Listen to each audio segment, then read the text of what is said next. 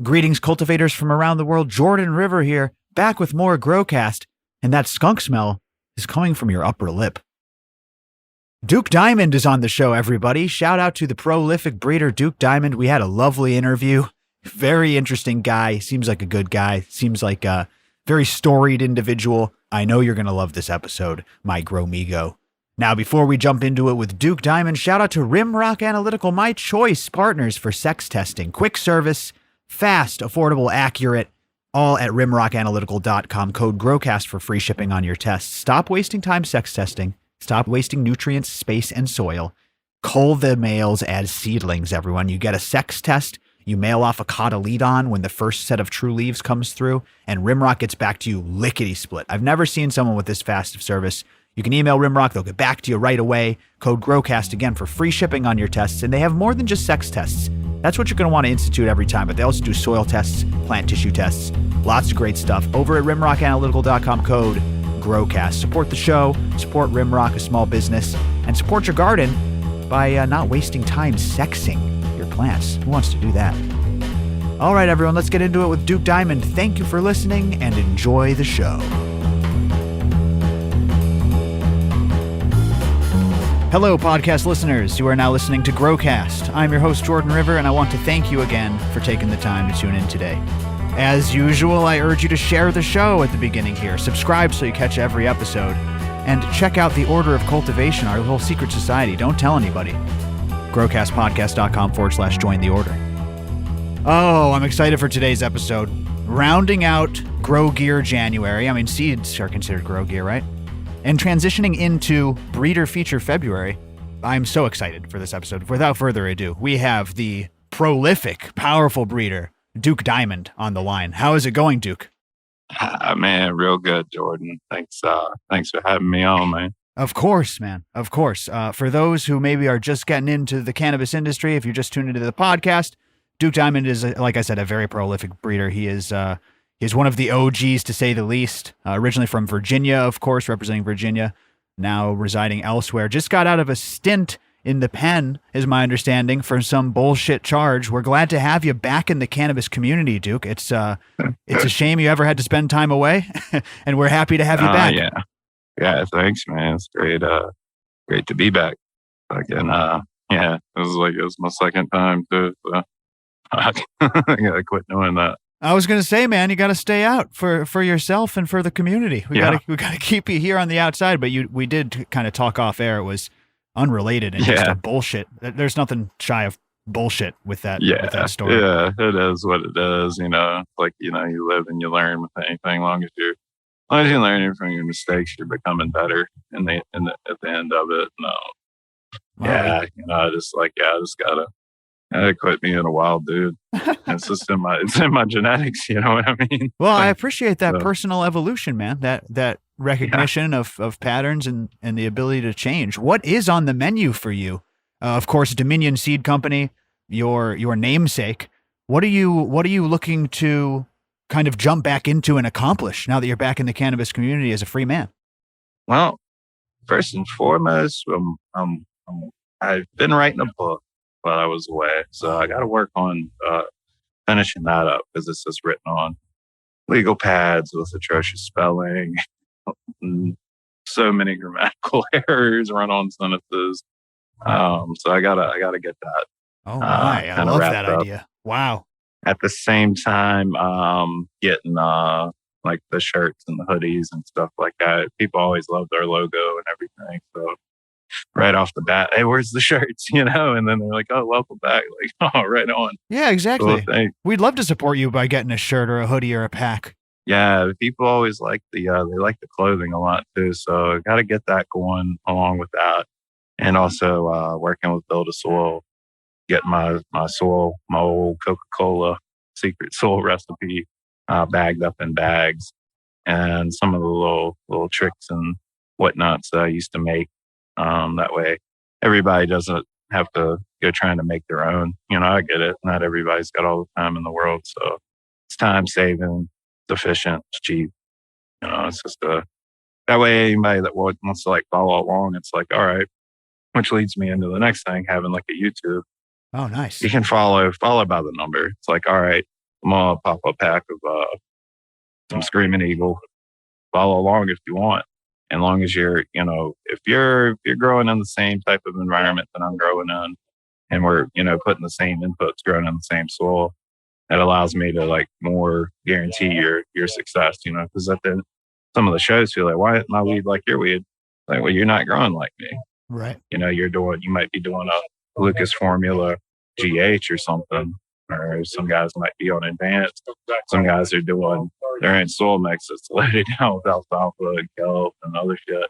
So, and then you got people that might be close to mine, but they would mess up in the drying phase, or a whole bunch of different things. So that's why it's like literally just go by the numbers with me, and we can smoke the same. I love that, man. Is that up right now? Do you have that YouTube page up, or is that something you're working on getting up? Nah, I'm literally doing like all these things all at the same time. Yeah. Okay, well, you got to let us know how we can help you, man. For sure. I already have multiple ideas as we hop off the call here. We'll talk off air, but for on air, do you have any sort of merch store? I mean, listen, the Growcast community owes you a lot specifically. Aside from the entire cannabis community, you're a huge inspiration to Rhizo Rich, and by extension, my entire community. Not just for being from VA, but growing and working with your genetics.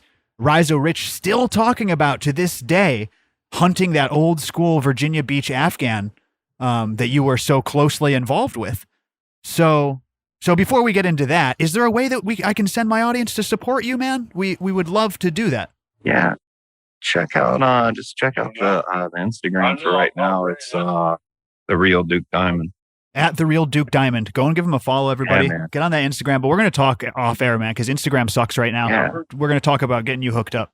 I'm getting the website all hooked up where people can do the shirts and all that stuff for now. Which will later get the book, which will later get the beans. The whole thing. Sure. It's step by step. I think I've been out like 2 weeks now, something like that. You're moving quick. I hit the ground running. Yeah, dude. Yeah, I mean, and I can only imagine. But let's dive back in time for a minute here and talk about that Virginia Beach Afghani. Again, I've only heard Rich speak of this. Again, Rhizo Rich, my close partner at Growcast and Growcast Seed Co., and just a super talented grower. Yeah, and man, does he speak fondly of that strain, Duke. He really, really does. Crazy strong, man. Yeah. Crazy strong. What drove you to work with that? Why was it so special to you? And what were you trying to, at the time, what were you trying to accomplish, or what value were you trying to implement to your breeding work? Well, with that one, I guess it's Virginia classic. Like anybody who's like heavy into growing or heavy in the game, like slinging or just blazing, you came across it at one point or another. And it was that one thing that like, it was around, man, people were on it like stink on shit. Just so blistering fucking potent. Tastes great, got that Granny Smith apple type funk going on with it, like an incensey sandalwood effect with it. Just blistering potent. It would actually like make you noid it out, have you peeking off the blinds, like, oh shit, did you hear that? Did you hear that? But then that would go away and you just melt. I mean, just melt into the chair, the couch, or whatever could hold you up. And it's just great. And it was something that, like, people back home knew, like people there knew, but other places, like some people would hear about it, but only because, like, oh yeah, well, my buddy here, he's from Virginia, he used to talk about it all the time. He's moved out here to California or wherever, USA. And I wanted to like kind of get that out there. Maybe not in like purest form, like a long IBL project, but at least something that was like a real solid representation of it. So I took a skunk hybrid male, hit it, and made what we call the Granny Skunk. That was like shit, it had like a few like nicknames like Grandma, Granny. Yep. Again, there's so many nicknames for it. But anyhow, man, did that, grow it out, and I was like, yeah, this is pretty spot on, man, especially for like just a F1 hybrid. So I put that out there. So everybody from back home was like, snatch that shit up like crazy, and then the rest of the world kind of was like, huh, what? Because they just don't know. And then slowly but surely, people were growing it and passing it around. They were like, holy fuck. So then it started to kind of catch on after that. And it'll continue to catch on because dudes back home in Virginia now, they're able to come out the woodwork. Yeah. You'll start hearing about it a whole lot more. Absolutely. Just spoke to some legal farmers in Virginia back in Worldwide December. What a strange sentence that is. Was very happy to see that pop off. But yeah, dude, that Granny Skunk, my God. I have so many directions I want to go. Where do I go first? The first thing is, as somebody who's kind of familiar and I would say specialized in these types of skunk terpene profiles, which I imagine is an amalgam of different terpenes that lead to that effect. And thiols and things like that. Yeah. When you started passing them out of the state, when you started being more prolific, did you hear about the same expressions in different climates? Or do you think that Virginia and the terroir and the environment there had something to do with that skunkiness? A little bit of both. Like, environment definitely, always plays a part. But the grow style. A lot of people back home, you had a lot of just organic, soil growers. That's true. They always had the best result as far as anything terpene, smell wise is going. So another thing is like, just old ways, right? Like dudes, old farmers, they do their thing, it works, right? Yeah. And I don't know like about your parents or whatnot, if they were gardeners or farmers or whatever, but maybe grandma. But used to take like Epsom salt and use Epsom salt and Sure. they're gardening for their flowers or whatever. That's a great thing. It's magnesium sulfate and it has sulfur, it's the sulfate side of it. For terpenes to really come to fruition there, they need sulfur. Mm-hmm. So with the absence of sulfur, people they cut themselves short.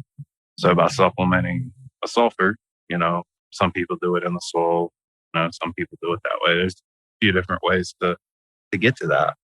But without supplementing that, like people miss out. They look for it and they're like, oh, what in there?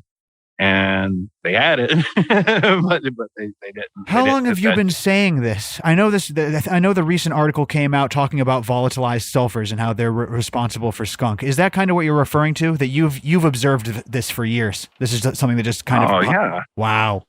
Yeah, this was probably 2003, 2004, something like that, where it was very evident. Like if you didn't have sulfur being supplemented somehow, you just didn't think as much, just flat out. Wow. Then you look up the science behind it and you're like, well, yeah, fucking, figures, right?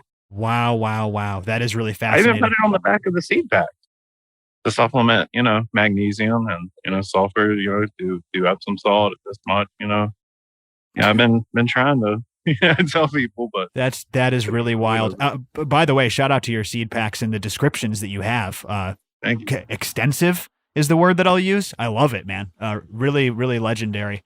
Yeah, that's sulfur. That is really blowing my mind. We have the plant problems channel in our Discord, and I've learned to spot a couple of deficiencies that are kind of telltale and easy to spot. Like the sulfur deficiency, for instance. Yeah. And it's surprising how much they eat. It's surprising how much sulfur they really consume, and that you do need to add in. If you take a look at a blended nutrient line, it's going to be high in sulfur. You take a look at these organic guys, they're using Epsom salts, like you said, they're using wettable sulfur. Yeah. They're doing different things. Yeah, they consume a lot. The way I think about it is like this, like you might not even have like noticeable deficiency, like say in calcium, right? Right. But if you have plant A and plant B, two clones, and you're supplementing, a little extra calcium here, and you're not the other, it might not have shown a deficiency. 1000%. But you get a higher yield and a better quality product at the end. The same thing, with that. And also, like when you're supplementing this, you're doing it in the time where, you're trying to get your terpene levels up. It's also the same time you're wanting a higher uptake of phosphorus, that point in bloom. And magnesium has helped facilitate the uptake of phosphorus. So why not do that? Why not just hit it with both? Wow. You're knocking two birds out with one stone. Getting familiar with that Mulder's chart. I like that. The synergizing nutrients. Yeah. But yeah, very, very interesting. And you're absolutely right. So many guests have said, especially when you get into soil testing, you realize how things fall out of balance long before you see a visible deficiency. which makes me kind of Oh, cringe as like a home grower because we're really just flying by the seat of our pants, you know? yeah, and a lot of things are connected. Something else isn't at its best. Right. When something else is out of whack, it kind of breaks. It's like a gear of the machine kind of gets taken out, and the whole thing starts to come apart. Yeah, definitely breaks the whole system down, especially in like a soil system. I would agree with that. And Well, listen, we've got a lot of different places we can go here. Let me kind of back it up and ask you this question.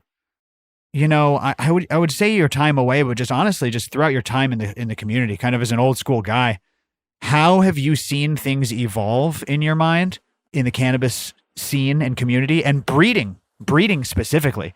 Are you happy with the way the community is going? Do you like the way breeding is going? Do you see things that you would do differently or change? I would say the way that I've seen it evolve is kind of similar to like the dispensaries and all that. Like it almost seemed like, I don't know, with the weed, it was like a race to the bottom, the cheapest, most mediocre bag of weed that they could sell and make money on. Yeah. So I guess I would say with a big part of the seed game, it was just like a money grab. Like what's hot? Let's get it together. Let's just get it out there. Right. Some people were really passionate, I guess, about, what they had. So they were kind of doing their thing, but you had a whole slew of other people trying to do the exact same thing, but just trying to do it quicker and just get it out there and get the money. Yep. So I've seen just, and I mean, it's with anything, man, whether it's shoes or cars or whatever, like hype will always be there. And that's what people are going to go after because at the end of the day, it's somebody's living and making money. And hey, have at it, There's not as many people that were really, really trying to really put in work and do their own original thing. So there just weren't as many of them, but there's still quite a few people out there that were doing that. Just not as many, but that's the thing, man. There's people that are going after the money, people that are putting in the work, also going after money, but they're putting in the work, doing original things and producing something solid when you had, a few hundred fly by night seed companies that literally made a drop that, like, you look them up today, they're not there. Can't even call them a seed company. It's just, they called it that, Right. It was there, it's gone. No, I definitely see that. I'm not sure exactly, like you were saying, how to word that. Is it the kind of overcapitalization, or not even that? It's just the cheapening, I guess, of it. Yeah. I'll tell you this: when it's taboo, you have to be passionate about it to do it. When it's illegal and dangerous or outlawed, then the only people who are getting involved are those with a high level of passion. They're willing to, go to jail or even die for this plant. Correct. We have some team members like that. You know what I mean? Do I expect everybody to be like that? No.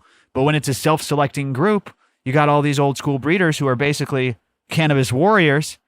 And then now that all that's lifted, you get a lot of the cheapening, as I said, a lot of the jump in. Yeah, I guess it's all about intent, right? Yeah. At the end of the day, it's all about intent. And if money was their intent, then fucking kudos. They knocked it out the park. Yeah, but you're not going to be fulfilled and you're not going to sleep well at night. And if your goal is only money, I believe, maybe this is just optimistic, Jordan River, I believe you won't last long. I believe it'll be like you said, those companies that are flashes in the pan, or they get exposed or whatever it may be. And then they may continue on, but all fails, yeah. The old saying, there's like two things that can't long be held down. That's the light and the truth. The guy comes out and he's like, oh, I got this and that. Yeah, he might get off all impacts at first, but then they're going to grow them out. They're going to come back and think, what the fuck? and then they're gone. So at least they get called out. And for the people who do put in the work and everything, at least people that come in right off the bat experiencing that, at least they've set the bar so fucking low that when they do get to some good work, they can actually truly appreciate what it is that they do have. Oh, dude, I love that attitude. I like that. That's a very poignant perspective to take on that. Yeah. Have you heard about all the stink about skunk in the recent years? Like, Have you heard about this? The controversy, like, oh, skunk is gone, you can't find it anymore. Yeah. Some breeders are all, oh, I've got the only skunk. Screw everyone else who says they have it. I mean, you got to be Yeah. chuckling to Yeah, to see this go down. it was like that even before I left. So it was, like it's always something.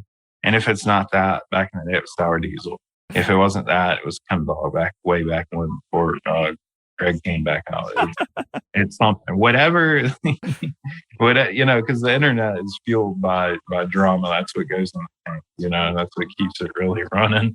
Otherwise, it's just this informative thing, Yeah, it's not, people on the internet, especially in the weed world, they need it for entertainment purposes, I guess.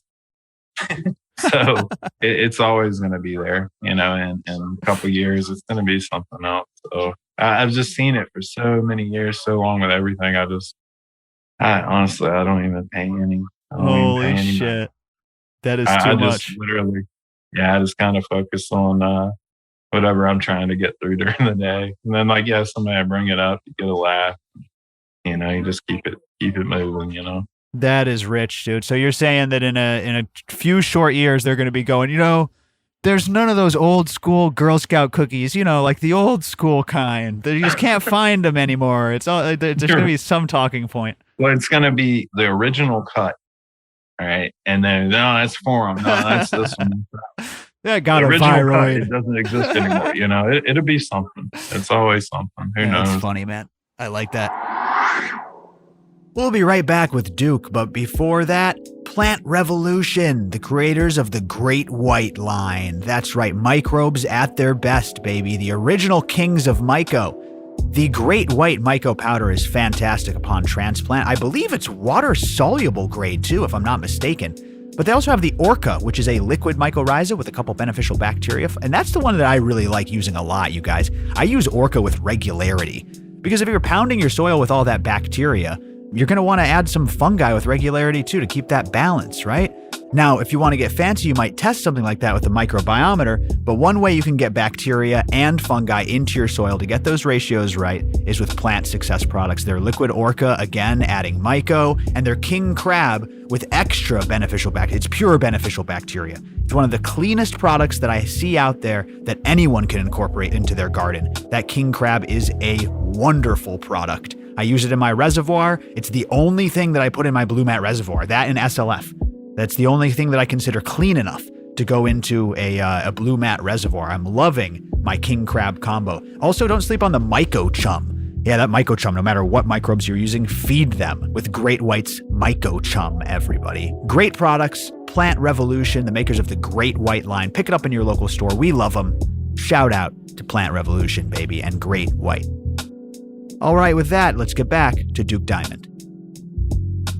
Hey, speaking of something, that Munson was something. I gotta say that was one of the skunkiest strains that I enjoyed in years, but it wasn't just straight skunk. It was much more complex than that. Your strain, Munson. Yeah, you get some rubber, some coffee. Yeah, absolutely. Yeah, really, I would say like savory, like you said, nutty.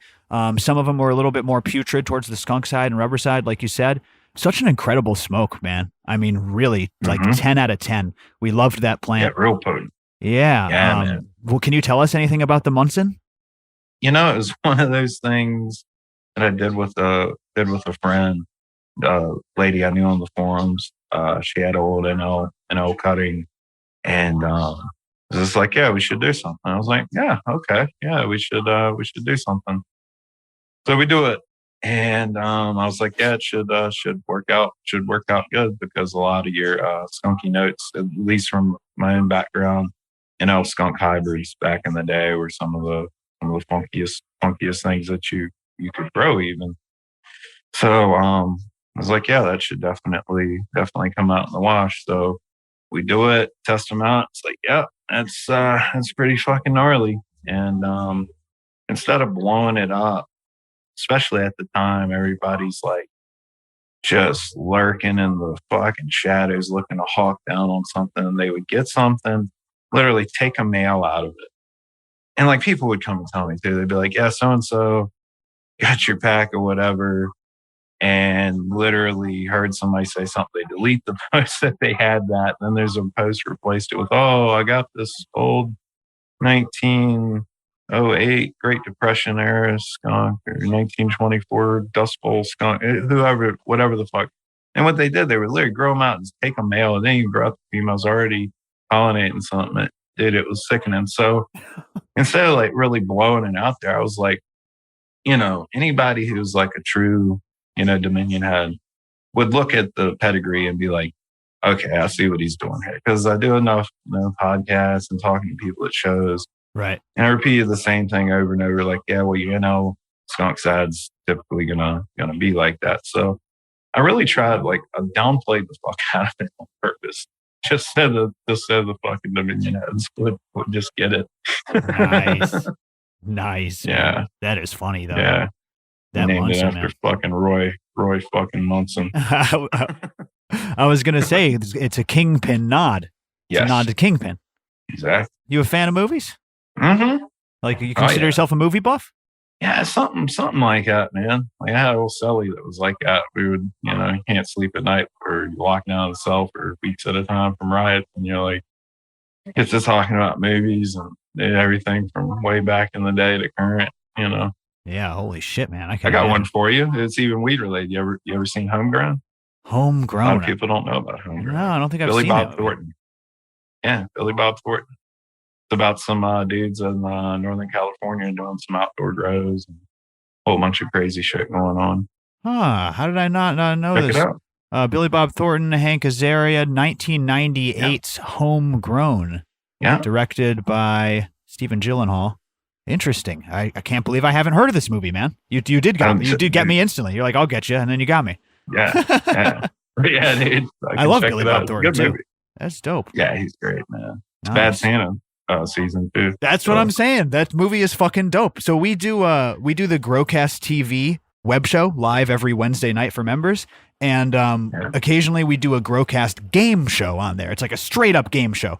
And one of the games we do is the Rotten Tomatoes game. Do you know the website RottenTomatoes.com? Yeah. Yeah. So I'll have the contestants on and I'll say a movie. So it was all Christmas theme for this last one. So I chose Bad Santa as one of them, and they got to guess what the critics rated that movie. And whoever gets the closest score has the lowest score. Add them all up, lowest score wins at the end of the game. It's pretty dope, dude. Hell yeah. I'm going to guess Bad Santa was probably like an 8.3. What the fuck? I'm pretty sure it was like 83. I'm going to have to look it up now. That'd be nuts. I was going to say, dude, we'll have to have you on the show.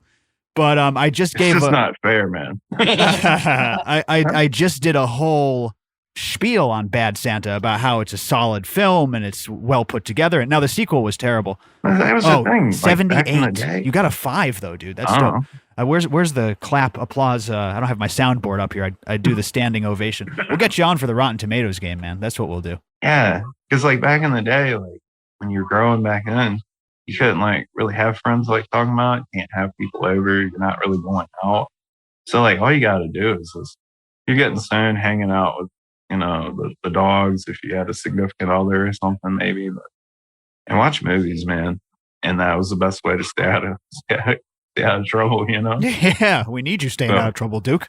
Just stay home and watch Bad Santa. Smoke some Munson. Dude, that's the whole thing, man. I just decided, like, unless I'm going to a show, I'm just gonna stay the fucking home, and I will go directly there. I'm gonna make sure, like, I got friends even right now. They're like, we're gonna make sure your wild ass doesn't do anything. So that's good, man. We're gonna pick you up from the house or take you to the airport. We're gonna fly beside you. It's basically be like a Con Air flight, and if I can get there, drive me to there, and make sure I don't, act a fool. So Con Air, another great reference.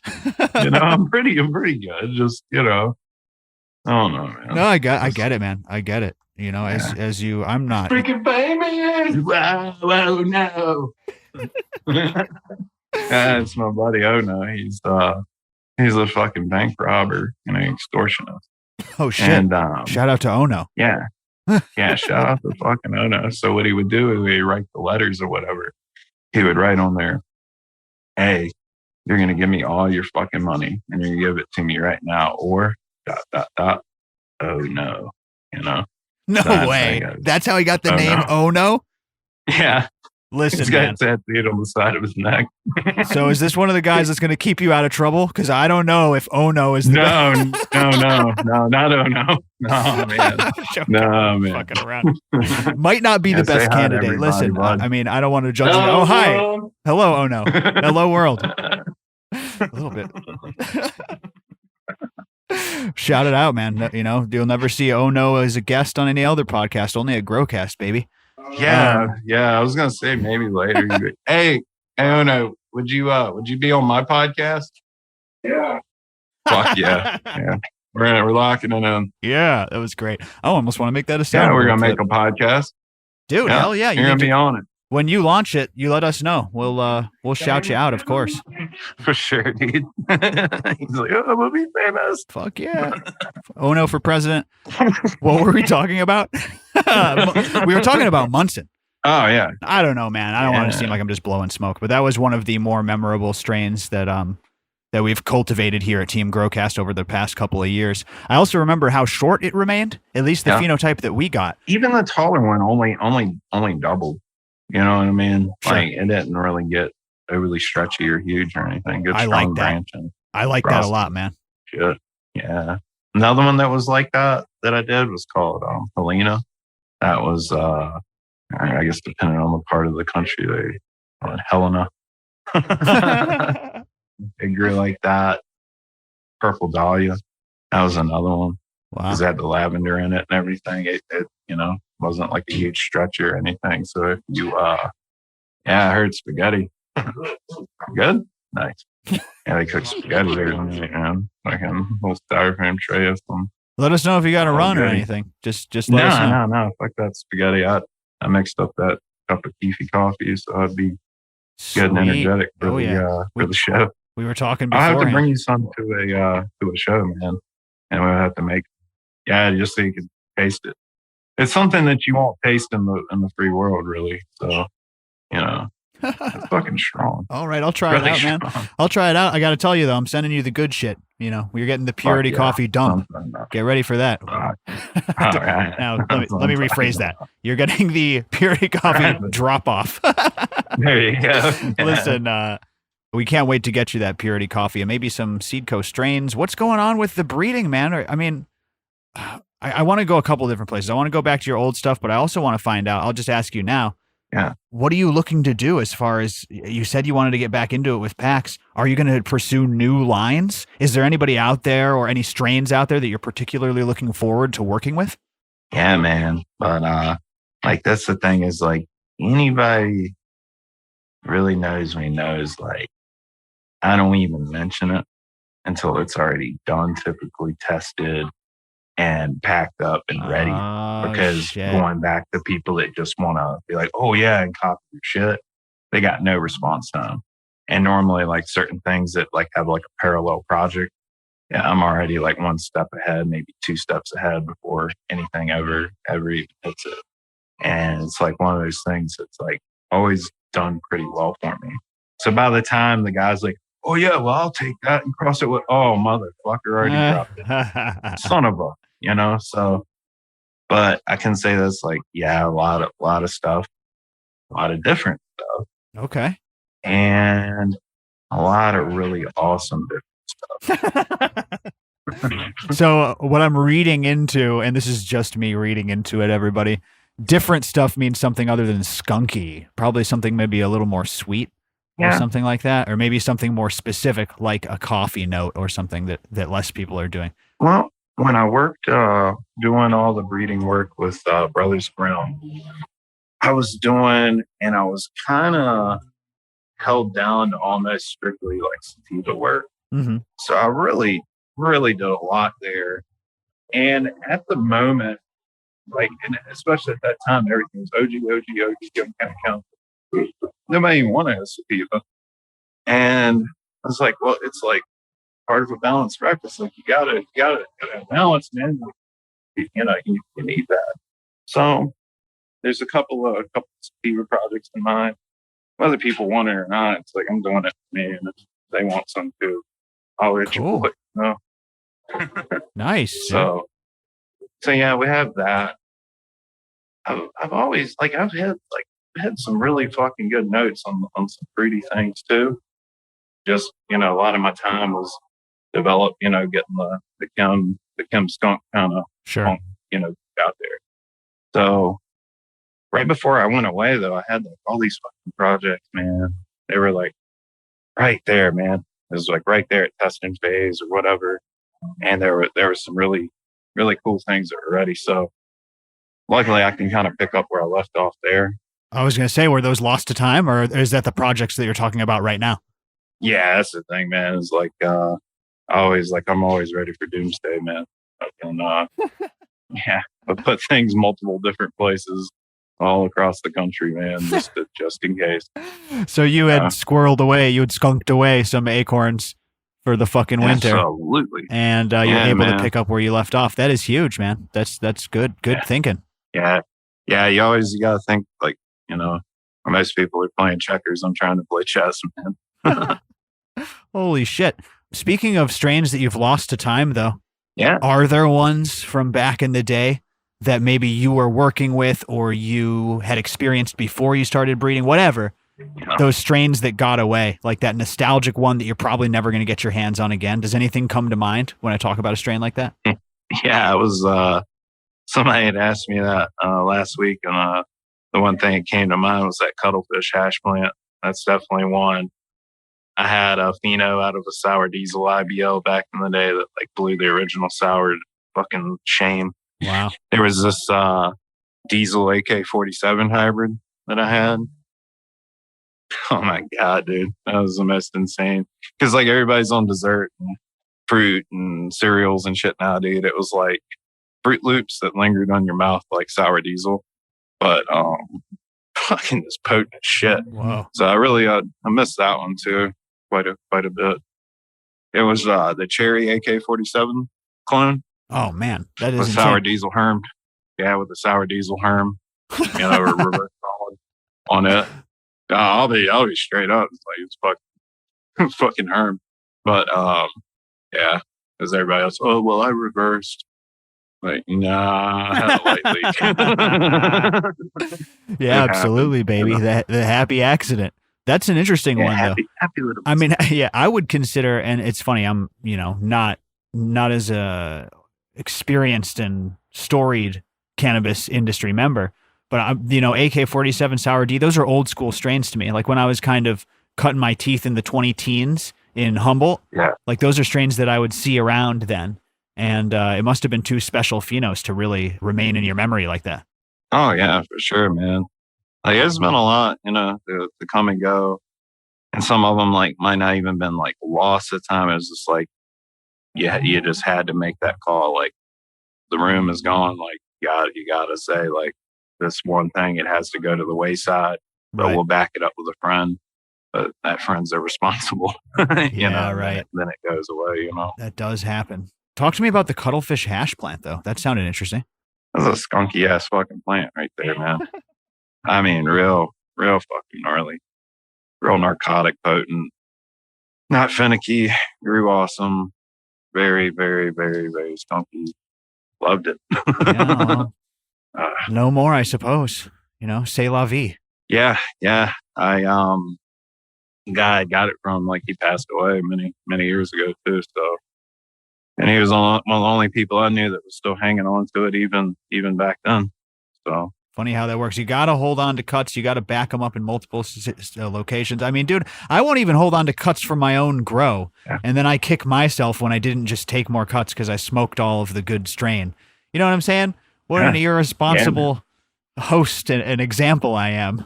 Yeah, I mean, dude, you're right though. It's like, hunting, dude, it's a fucking commitment.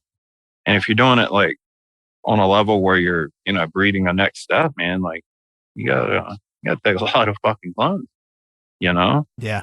and pull them out till you got your winner. So yeah, it's time consuming, very space consuming at the time, but you're rewarded at the end of it, hopefully, Yeah, what you're doing on a more, professional scale is definitely, I mean, I advise everybody to take these home growers to take cuts of their own plants for storage in case they find something that's really special to them medicinally or whatever it may be.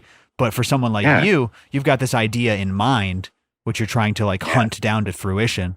Yeah. Totally different task, man. Do you have any kind of breeding advice, generalized breeding advice, philosophies that have, become clear to you over the years of breeding that you'd like to share with a lot of our audience members who are home breeders, or some of them are even professional breeders? Yeah. The old saying that the devil's in the details, being very observant over every little thing and noticing patterns. So if you're very familiar, you've grown a clone out, for some years, you really get to notice every little thing about this plant.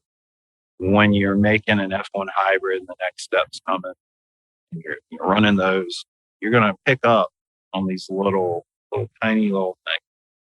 And then you're also going to notice, like, well, if I'm breeding for, say, color and smell, it might not work out. You might notice all the ones that have the color are very stretchy without the smell, and the ones that are very short, they have the smell without the color, vice versa.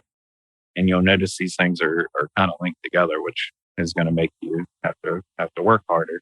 Or you might notice that maybe those two things are linked together, but you can't have one that's not as stretchy. So in your next step, when you're hunting your male, kind of look for these same type of deals, and it's much harder, of course, because it's not the female. Right. Some people just pick out the male just based on they look at the leaf. Structure. That's my boy. Like, yeah, right. So that's like one little thing. It might lead you in a certain direction. But there's a lot of other considerations. So like floral clusters. So like you're going to want to bloom these males out. Like even though you're not collecting pollen or doing any of that shit, you're going to want to do that too. Also, like how many times have you grown something from seed? It looked a certain way, and then in the first clone generation, the leaves look quite a bit different. Yeah. Right. So there's that. Paying close attention to all these details and notice patterns amongst the population will help you to get to your ultimate goal a lot faster. And be patient. Don't rush the shit. You rush it, do mediocre work, you're going to get a mediocre result. So if you're going to put time into it, you value your time, do it right, take your time, do it, so that way you got something, at the end of it. Man, I really like that advice. I'd like to get your opinion on a lot of these new hybridization tools. For the longest time, breeders stressing their plants to create the female pollen, like you said, the herm pollination. Yeah. Now this, you take a look at some of these new sprays, like the Elite X Elite spray. Not an affiliate of ours or a sponsor or anything. We have no relation to them. Yeah. But this is a new product. Because that was the thing. Yeah, it's like you had banana plants, and then you also had like you're using like silver thiosulfate, right? Sure. And then you're blocking ethylene or whatever. Yep. Ethylene, and you're actually creating a more like not a herm. You're blocking that production. So you're getting female pollen, of course, with the 2X chromosomes, yada yada yada. Like I said, with these new sprays, some of them are one application. That's what I was doing back in the day. Like you didn't have to hose it down. With the silver thiosulfate spray, you only applied it once? Once, sometimes twice. Whoa. Sometimes the really, really hard ones 3. The thing was, a lot of people weren't patient with it. Like I would just go ahead and fuck it, because somebody's already probably got it out there. So do a spray, but right before flower, and then do your next one once you're into flower. Once you start getting some good flowers kicking, get some GA, and mix you up a dose of that, hit it, and then that'll give it the response to go ahead and just open up, start dumping actual pollen for you. Nice. Yeah. Nice. Absolutely. If you want to do your thing, like that's probably the best route. If you're not worried about a whole lot of pollen, just let them open. Just be patient. Get your cup of tea tips where it's just a few buds. Call it good. Good way to get a lot of seeds. Not have to re-up if you don't want to. Yeah. I was just thinking though, with the male selection. Yeah. It's interesting to me now how easy the feminized pollen is to collect. And when you're selecting for two females, you can look at all the expression that you're really looking to get out of the flower. Exactly. And so I was just wondering Right. your take on maybe doing that generation after generation, Yeah. or like I said, how far you would be willing to take things from a filial generation perspective. It's been done in the past, right? Like people have done that in the past. And I always say is like whatever your goal is, whatever it takes, right? However many steps you need to take to get to ultimately your goal, right? Sure. Selfing and reversing plants and making, films, that's like one tool of quite a few that we have in our toolbox. Mhm. So going back to like maybe the dilemma with the color flavor thing, it might even be necessary to reverse something, find something in the population to actually get to that to further your breeding. And you might go back to a male in the next step, right? Because like there's a whole nother thing, y'all can Google it and read about it. You have like what's called Y-linked traits, things that influence the X chromosome from the Y. So that's the thing as well. Sure. You might go back and forth. You might back cross a generation. You might go filial a couple. You might go to an F2 for a better selection, right? Yeah. Find that, take it to an F3, a little more stable, and maybe you sell from there. Or, there's a million ways you could, not a million, but a lot of ways you can get to your goal. I like that. But know your basics. Have that goal in mind. Pay attention to details, and like I said, just take your time through it, and know that you got all these tools in your toolbox. When you talk about breeding for specific goals, one thing I like to ask breeders who come on this show, I ask this every breeder feature. I ask them to kind of define their top values and goals as a breeder. And I know that's hard because many breeders select for many, different things. To me, it seems like you tend to lean towards potent things, towards skunky things, but don't let me put words in your mouth. If you had to define your top goals, your top values as a breeder, what would they be? Well, primary focus is going to be potency, terpene production, but to me, like those are one and the same, right? Because we know with our entourage effect, blah blah blah. That's precisely. Yeah, we don't want to go into that long combo, but that ultimately, that is going to be your potency, stability. You don't want people, having plants that are fucking up in their garden, wasting their time and their money. And during the hunt, or during the work for this goal, do it as best you can. Always go for your structure and everything else, and fix everything that you can along the way while you're there. Mm. And then by the time you're at the end of the goal, you'll have something that's highly potent, stinky, all that good shit. That's good and stable, and that's might be a little more powdery, mildew resistant, pest resistant, along with a good sturdy structure. Getting good input if you're into selling it, having good input from indoor and outdoor. That's another good one if you can. Not always a thing that you can do, but right. If you can, hey, go ahead. Sure. Yeah. So that's my primary, along with all the other things that I can work in there. Just that stability, potency, smell, and then everything else that I can get as good as I can. Love it, man. Yeah, that is definitely something that I hear a lot is terpenes, breeding for terps, like you said, really plays into the potency, or at least the type of effect that you're looking for. And it does seem like you're doing your own thing. I always respect breeders who have a thing. It doesn't matter what the market is doing. Yeah. They've got a thing, and that's their thing. There's a lot of people out there I could name like that, and I always respect that because it means that you had a fucking plan. You're an artist. I don't want to get too, fancy schmancy, but you're an artist who had a picture in mind before you started painting it. You know what I mean? So yeah, and going through it, with intent and following through, doing it primarily like I'm doing it for me, or I'm doing it for me and friends, of course, or sometimes it's for people that I was taking care of medically. So there was an intent and a goal behind it to begin with. And if it's a success, if I like it, there's a good chance others are going to like it. If it works for a large group of people medically, there's, always a medical need. So I always kind of just took that approach. I respect that quite a bit, man, especially the medicinal side. That's right up our alley here at Growcast. Very, very commendable. And like you said, you kind of have your idea in mind when you start out, and then nature will do its thing as well. I guess that leads nicely into my next question. Were there any like huge surprises that you had when crossing strains? Maybe two strains that produce something completely different? And or follow-up question, I mean, this is kind of one and the same, like the craziest mutations that you've seen, whether or not it has to do with breeding, but just like, does anything spring to mind when I ask you that? Yeah, so the unpredictability nature and that also fall with the people breeding. You cannot be so where you can't say like, this isn't working, this needs to go in the fucking trash. Because there's a lot of things that end up that way. Yeah. It's not the blender effect, where it's like, hey, I'll throw strawberry banana, throw it in the blender, I got strawberry banana. It doesn't, like sometimes, you can take a shot out there and hit it, but typically that's not going to work. So, there's that. As far as like things that happened really good that completely just threw me for a loop, complete loss. It was a really nasty, pissy, death-smelling Hindu Kush.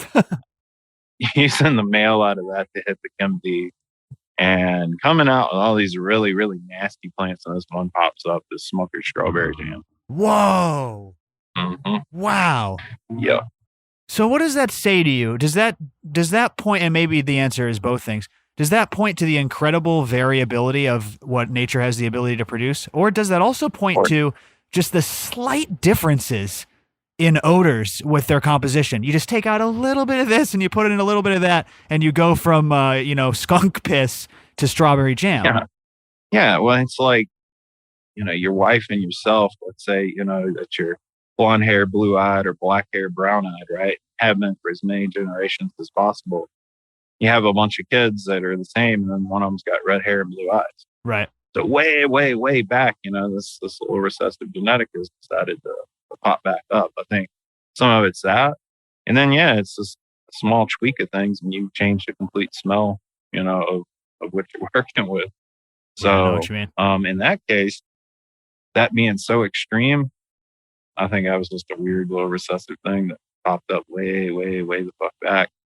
And it doesn't take much, and you can go from rancid to pineapple. Not much needs to be really tweaked. That is fascinating though, man. You got the two parents that are just skunky and funky, giving out all these kids, and then one is just fucking sweet strawberry jelly. Yeah. And I mean, spot on. Not like it's something like Smucker's Strawberry Jam, or kind of like dead on the fucking money. Like it's the corn syrup notes. It's everything. The whole thing. Yeah. And like the rosin from it and shit, like is the, like you open it up, you're like, strawberry jam. Oh, dude. Now that's too much. There was another one. I had the Slice Project, which was old Calio, Skunk One, because Calio was just a Skunk One phenotype. There it is again. Weird thing that just pops out of nowhere. Damn. You grow in all these Skunk One plants, and boom, all of a sudden you got fucking orange juice. Like fucking orange. Like really? So, hit that just out of curiosity, just to see what's going to go down. Crazy oranges and shit like that. I had this one, smelled just like tequila. And same thing with that. Make the rosin from it. You think you popped open a bottle of Don Julio or something. Holy shit. That is dope. That sounds really, really cool, man. I got to admit. It's funny you're talking about the Calio. I was just, shout out to member Brixie, a member of the Order of Cultivation. Very, very prolific, generous member. He picked up a cut of Calio because he heard that my dad, Pops River, used to smoke it back in the day, right? Like that's an old school California cut. My dad would tell me about kind of the Acapulco Golds and the Colombian and stuff like that. And then he said we really stepped our game up in high school or whatever it was when we got our hands on the Calio. And shout out to Uncle Don growing this stuff. So he went along and got me one of those cuts. I did want to thank him here on air just for my pops, but that's interesting that I didn't know that it was just a skunk phenotype, and that doesn't surprise me. I find myself being surprised and also contradicting myself. Isn't cheese just another skunk Number pheno. one. Yeah, and I love skunk. Skunk is the best, and I've complained on this podcast about how I don't really care for cheese, but I guess that doesn't. Yeah. It just shows you how different phenotypes can be. Yeah, So, man. anyways. I want to say another one, because there used to be a dude on the boards named Cecil. He was the green crack guy or whatever. Mhm. And I want to say he said that was also a skunk one from old stock, But, Whoa. yeah. That's another one I've complained about on this podcast. You're really nailing it today, Duke. I don't dislike green crack. I grew quite a bit of it in Humboldt County when I was growing for dispos. And I kind of got sick of it pretty quick, and I haven't really gotten over that. Yeah, no doubt. I know a lot of listeners and members who love that green crack, and it's a great grower strain. I'll tell you that. Wonderful grower strain. Oh, it's a cash crop and dream. Yeah, but I'm not over my. It's kind of like, when you eat too much Reese's peanut butter cups and then you barf and then you can't eat Reese's for like several years or something, and then eventually it'll go away. With, Jim Beam. Yeah. Precisely. Yeah, you have to stay away from that tequila strain then, dude. It's gonna make you nauseous. Oh fuck. Oh man. yeah. This was a pleasure of an interview. Let's see, what else do we have before we wrap it up? Any other plans? Again, let me shout out the Instagram, The Real Duke Diamond. Go and give him a follow, everybody. Fresh out of the pen. Oh, let me ask you this. What's the first thing you ate when you got out? What's the first meal you had? It wasn't anything. Yeah? Yeah. Last night, the old lady brought me a Big Mac chicken nuggets. Oh, so. no, dude, that's great. See, because this is the second go around, right? So I know, your first instinct is to get something good, right? And that's wrong. So if you ever find yourself being away for a hot minute, don't do that. Take it slow. You got to get acclimated back to eating human food again. So you take it slow. So I took it slow. I enjoyed my Big Mac and my nuggets. And nothing wrong with that, awesome. Dude. Nothing wrong with that. You get some of the fucking barbecue sauce, you're good to go. Yeah, dude. Had the barbecue, the hot mustard, the sweet and sour, and I was just going through all of them, man. That's the life, man. That is the life. Yeah. We are I quite felt so fat last night, too. Well, we're quite happy to have you back, man. We're gonna talk off air. We'll get you hooked up, whatever you need. Again, a huge influence on this community. I know this is the first time that we've really spoken. We had plans to do this show years ago, and then things got in the way. You went away. It was just one of those things. And Rich is always man of my word, man. No doubt about that. But Rich Rich has always spoken very highly of you, and you, like I said, you've had a bigger impact than you probably realize through your work. So we do appreciate you quite a bit, Duke. Yeah, and like I said, there's still some things over at Seeds Here Now. If anybody's just happens to ask or whatever, it's all over there. Upcoming, I don't know if it's this week because Christmas stuff getting ready to go down, but definitely the week after. Keep your eyes out. There'll be a couple things going up on there. So keep your eyes peeled. I think by the time this drops, that'll be live. It may be, who knows, it may be sold out, especially because we're going to keep the members abreast of these sorts of things. Yeah. But we're going to send them your way, man. SeedsHereNow.com. Go and support Duke and keep an eye out for those updates. Again, at The Real Duke Diamond on Instagram. And stay tuned, everybody. Big things coming. I'll keep them posted. Yeah. One of them's something I made. AKB Brains gave me the MTF cut back in the day. Oh, cool. When I was developing this male for the Figure 4 project, the one step, when I picked him out, it's called the Ass Man. So when I was making the Ass Man to the TK to make the Figure 4, I was like, I'm going to do something cool for old bean brains, man. So I put the MTF in there, hit it, and just gave him all the beans. And so here you go, man. Enjoy. So he did them off or whatever. He's so blown away by it. But he kept them because it was a lot. It was a lot of beans. Nice. So, well, good for you, man. He's at them. Yeah, so he's packing them up, send them into Seeds Here Now, and they'll be available. It's called Thunderhole. Oh, that's wonderful, man. Shout out to AK Bean Brains. I've seen that guy on Instagram and stuff. He's like an older forum guy too, right? I think he's involved with a couple different outfits. Yeah, he's definitely old head. Does a lot of work with old stuff. Very similar taste and like and everything. It's a great dude anyway. Oh, that's great, man. Now I do recognize that lineage joke there. The Ass Man, a reference to the old WWE, probably then WWF wrestler known as the Ass Man, who had his own song and everything, right? That's what you're referencing? I know what you're talking about there, but the acronym is the ASS, which stood for Airborne, G13, Skelly, Ashplant, and Skunk. Oh, so well, you nailed it though, because it went into the figure 4, which is a fucking wrestling move, right? Exactly, and then the figure 4 hybrids were all named after wrestlers. Like the one was called the Savage Headband. Wow. He had the Beefcake D. You know what I mean? I did I had Superfly, after Jimmy Snuka. all those. So yeah. I was never into the WWF, but I do recognize that wrestler and that song. I was gonna boot it up right here, but unfortunately, Cambot is not functioning right now, so we couldn't play the song. I'd probably get struck on YouTube for fucking copyright if I did, anyways. Probably. Unfortunately. Duke, man, this is great. We're all over the place, so make sure and keep an eye out. We should link up for sure anytime. You're welcome back on the show anytime. Again, everybody go and hit him up. Support Duke Diamond. Follow the real Duke Diamond on Instagram. seedsherenow.com. He says there are some packs left. When you hear this, they might be gone, but go and check and support and keep an eye out for more drops coming soon. Yeah, because there was like the Duke Diamond Vault, which was like stuff that was like awesome hybrids being used to go in a further gen for breeding. It didn't work out in that further gen, but that by itself was awesome shit. So that ended up there.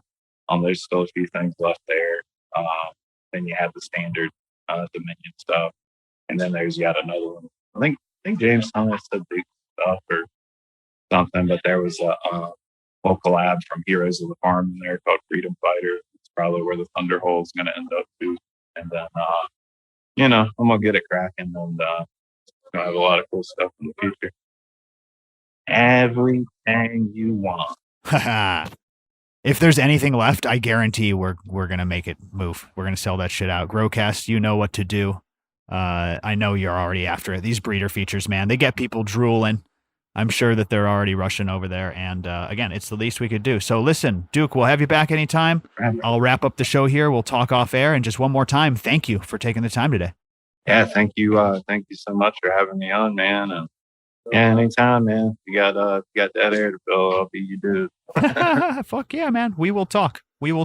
Listeners, follow us at Growcast and make sure to check out membership, of course. Join the Order of Cultivation.